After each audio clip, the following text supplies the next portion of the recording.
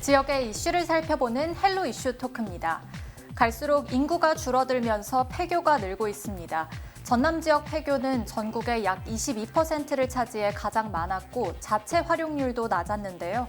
관련해서 활용 방안은 없는지 자세한 내용 초당대학교 교양학부 정행준 교수와 함께 이야기 나눠보겠습니다. 교수님 안녕하십니까? 네, 안녕하십니까?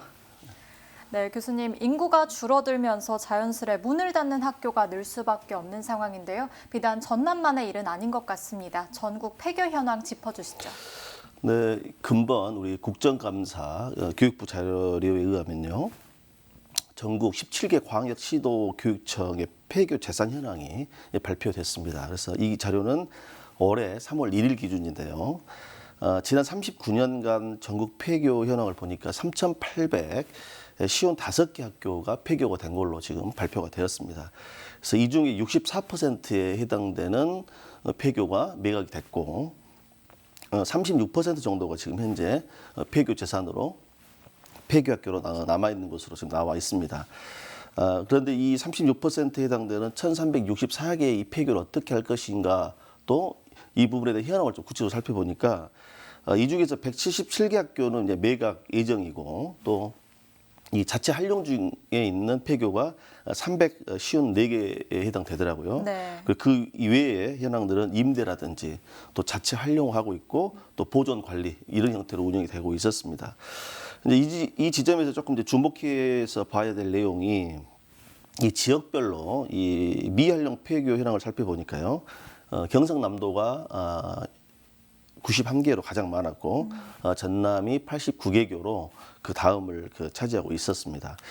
우리도 전남 지역에 관한 이 폐교 현황은 이제 우리가 계속해서 얘기를 하겠습니다만은 전국의 17개 광역 시도 중에서 가장 폐교가 지난 39년간 즉 1982년 이후에 가장 많은 폐교가 우리 전남이 됐더라고요. 그래서 네. 애석하지만 이게 압도적 1위더라고요.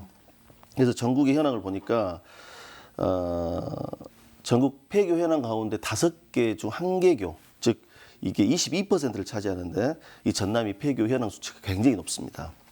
이 부분에 대한 앞으로 활용 방안을 어떻게 할 것인지에 대한 논의들이 집중적으로 교육 당국을 비롯한 우리 지방자치단체에서 좀 깊이 있는 논의들이 좀 필요해 보일 것 같습니다. 네. 그렇다면 앞서 말씀드린 것처럼 인구 감소를 이제 가장 큰 원인으로 꼽을 수 있을 것 같습니다. 폐교 발생 원인도 조금 더 구체적으로 말씀해 주시죠. 네, 무엇보다도 이 폐교 발생 원인은 뭐 쉽게 얘기하자면 지역의 취약 연령의 학생이 줄어들었다거나 아니면 아예 없다 이렇게 볼 수 있겠습니다. 즉 학생이 없기 때문에 학교가 폐교되는 것은 어찌 보면 당연한 이야기겠죠. 네. 그러면 이런 지역 인구가 사실은 굉장히 지금 비정상적 구조로 가고 있다는 겁니다. 특히 전남 지역의 경우는 우리 잘 아시다시피 저출산 초고령화 시대입니다. 그러니까 특히나 우리 전라남도 22개 시군 지역 가운데 5개 시를 제외하고 또 무안군 일부를 제외한 나머지는 대부분이 사실은 초저출산 문제로 지금 심각한 문제에 봉착해 있다라고 말씀을 드릴 수 있겠습니다. 그러다 보니까 이런 농어촌 중심의 지역에서의 폐교가 집중적으로 지금 사실 증가하고 있는데 앞으로도 이 폐교는 계속해서 증가할 수밖에 없는 구조를 인구학적 구조를 가지고 있다는 점에서 우리가 굉장히 많은 관심을 가져야 될 요인 중에 하나인 것 같습니다. 네. 특히 도농 지역의 경우도 우리 무안군이라든지 또 나주시의 경우도 나주시도 혁신도시 주변에는 굉장히 이제 학교들이 과밀학 형태로 운영이 되고 있는데 나주시의 경우도 농촌 지역으로만 가면 뭐 거의 학교가 폐교가 거의 예상되는 학교들이 너무 많습니다. 네. 또 우리 무안 지역에도 마찬가지입니다. 무안 지역에도 전남 도청, 남학 오령 신도시 정도는 학교들이 굉장히 과밀학교들이 운영이 되고 있지만 거기서 한 블록만 또 지나거나 한 지역만 지나버리면 우리 무안군 몽탄면이라든지 뭐 이런 지역 운남면이라든지 이런 지역에 보면은 거의 학교가 앞으로 폐교가 거의 이대로 갔다가는 애석한 이야기지만 수순이다라고 볼 수 있을 것 같습니다. 자, 이런 상황에서 이 인구 문제와 함께 우리가 이 폐교의 원인을 이제 짚어 나가야 될 텐데요. 우리 전라남도의 경우에는 특히나 제가 모두에도 설명을 드렸습니다만 전국의 폐교 현황이 압도적 1위입니다. 즉 전국의 지난 39년간 폐교 통계 수치를 볼 것 같으면 무려 전국 폐교 현황의 22%가 전남에서 발생했다는 겁니다. 네. 이 말은 그만큼 인구가 물론 사망이라는 자연 감소분도 있겠습니다만은 대부분이 다 출향을 해버렸다는 겁니다. 고향을 떠났다는 얘기입니다. 그럼 고향을 떠난 그 근본적 이유는 뭐냐? 결국은 일자리입니다. 즉 한국이 우리 대한민국이 대한민국 정부 수립 이후에 또 이승만 정권 이후에 박정희 대통령이 1961년 정권을 장악한 이후에 급격한 산업화로 전환을 했습니다.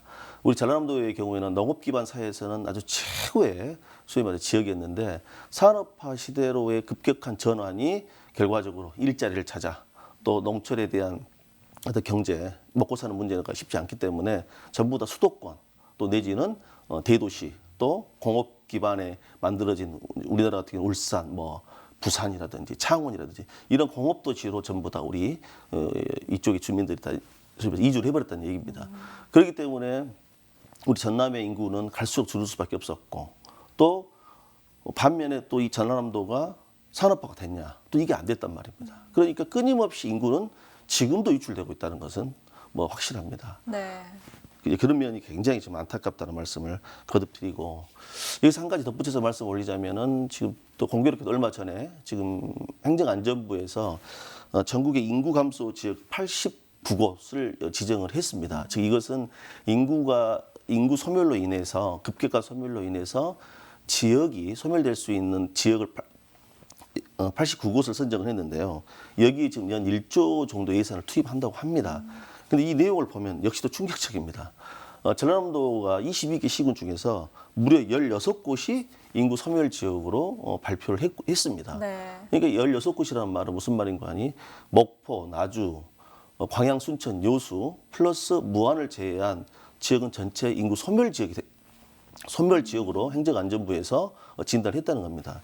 또 전북 지역의 경우도 마찬가지입니다. 우리 전북 지역의 경우도 14개 시군이 있는데요.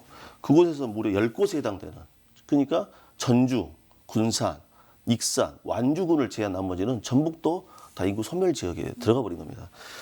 정말 이것은 너무너무 심각하고 이러한 현상들이 지속이 된다 한다면 폐교 이후에는 지역이 소멸되고 지역이 사라져버리는 일이 수순이다라고 말씀드릴 수밖에 없습니다. 예. 네, 교수님께서 폐교가 발생하는 여러 이유와 문제 상황들에 대해서 살펴주셨는데요.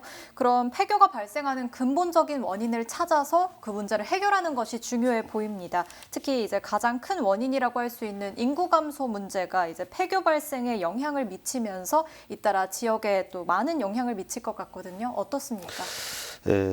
이 폐교가 발생한다는 것은 거듭 말씀을 올립니다마는 지역의 미래가 없다라고 해도 과언이 아닌 겁니다. 즉 폐교가 발생한다는 건 뭐겠습니까? 지역에 아이들이 없다는 거거든요. 네. 지금 특히 농어촌 지역의 경우에는 아이의 울음소리가 소위 말해서 끊긴 지가 오래된 지역이 굉장히 많습니다. 이것은 제가 비약적으로 좀 이야기한 게 아니라 현실입니다. 그 첫 번째 지표가 뭐냐면요. 전라남도의 소위 말해서 군 지역 단위에서 산부인과가 없는 경우가 굉장히 많습니다.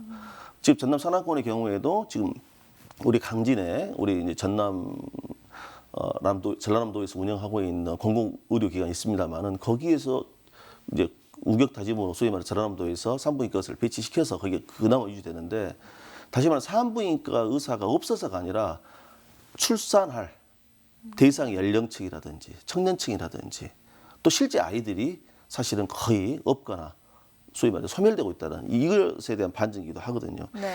그렇기 때문에 이러한 폐교가 소위 말해서 단지 학교 한 개가 없어짐으로써 끝나는 문제가 아니라 이건 도미노 현상이라고 보면 되겠습니다.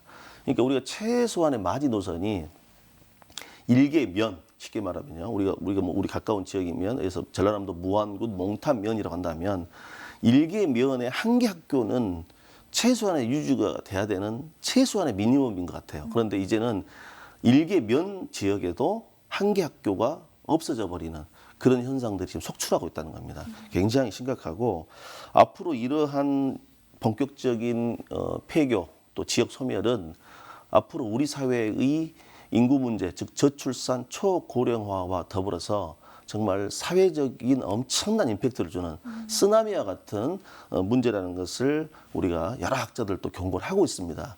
이에 대한 대비가 필요하고 거듭 말씀드리지만 지역이 없으면 수도권도 없고 수도권만 있어가지고 우리 지역, 우리 대한민국 유지될 수는 없습니다. 네. 그래서 대부분의 이런 폐교 재산들 또 이 폐교 현황들을 보면 애석하게도 수도권을 제외한 특히 전라남도를 비롯한 이런 농어촌 중심의 시도들이 거의 압도적으로 이 대다수를 차지하고 있다는 측면에서 우리 사회가 굉장히 많은 관심과 이를 어떻게 해결할 것인지에 대한 중지가 모아져야 될 때라고 저는 생각합니다.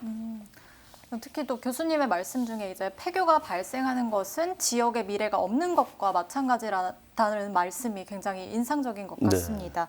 또 우리 전남은 농어촌 비율이 높은 지역이잖아요. 네. 귀농귀촌이 이제 인구 문제를 해결하는 방안 중 하나로 꼽히고 있습니다만 특히 청년층의 경우에는 귀농귀촌을 한다고 해도 이제 학교가 없으면 오히려 제대로 된 교육을 하지 못하는 상황이잖아요. 네. 또 이에 대해서 또 청년층의 유입이 어렵지 않을까 생각이 들거든요. 네, 맞습니다. 우리 앵커님께서도 방금 지적하셨습니다마는 청년의 귀농 귀촌을 통해서 지역의 소멸을 막아보자 뭐 이런 논의들이 사실은 중앙 정부나 지방 정부 할 것 없이 굉장히 많은 예산을 투여해서 활발하게 지금 정책들이 시행되고 있는 건 사실입니다. 그런데 이런 귀농 귀촌을 통한 지역의 소멸 또 폐교를 방지하기 위한 이런 움직임에 또 이런 노력에 사실은 전제 조건이 필요합니다. 그게 첫 번째가 뭐냐면 귀농 귀촌이 되어서 소위 말해서 그게 안착이 되기 위해서는 첫 번째 무엇보다도 소득 창출이 이루어져야 됩니다. 안정적 소득 창출이 없이는 귀농 귀촌이 성공할 수가 없다는 것이고 네. 또 두 번째가 주거, 의료, 소비 등 정주 환경 여건이 개선되지 않고는 이 귀농 귀촌이 소위 말해서 지속적으로 유지되기는 어렵다고 봅니다. 그리고 이러한 요인 배경 위에서 가장 큰 것이 바로 뭐냐면 방금 우리 앵커님께서 말씀하신 것처럼 바로 이 교육 환경입니다. 즉 귀농 귀촌을 통해서 청년층들이 일정 부분의 불편함은 다소 참아낼 수가 있습니다. 그런데 자식의 교육의 문제 앞에서는 참을 수가 없습니다. 인내할 수도 없다는 겁니다. 따라서 이러한 이제 계속해서 얘기하겠습니다만 이런 폐교 재산이라든지 폐교라든지 이런 이 교육 환경의 인프라를 소위 말해서 가장 기초적인 측면에서 기초 기본 정도의 여건이 안 되고는 소위 말해서 지역의 귀농 귀촌을 통한 우리의 어떤 인구 문제를 해결하기는 턱없이 부족하다고 말씀을 드릴 수 있겠습니다. 아시다시피 이 귀농 귀촌에 있어서의 소위 말 핵심적인 요인 중에서 보면 저도 뭐 이제 대학에서 많은 어떤 청년 대학생들과 이야기하면서 또 이런 귀농 귀촌에 대한 이야기들을 많이 해본 적이 있습니다만은 가장 두려워라 하는 부분들은 자기네들 우리 청년 대학생층들도 마찬가지지만 선택해서 이런 뭐 힐링이라든지 또 자연 친환경적인 삶을 살고 싶은데 가장 중요한 것은 일자리라는 겁니다. 소득 먹고 살 소득이 없는데 뭐 농촌에서 어떻게 살겠습니까? 네. 두 번째는 이제 향후 결혼을 했을 때 자녀의 교육을 어떻게 해 나갈 것인지 이 부분을 생각한다면 아무리 좋은 공기 좋고 물 좋고 사람 좋은 시골에서 농어촌 쪽에서 살고 싶은 것이 그 동화책 속의 이야기다. 이런 이야기를 제가 듣고 굉장히 가슴이 아팠던 기억이 납니다.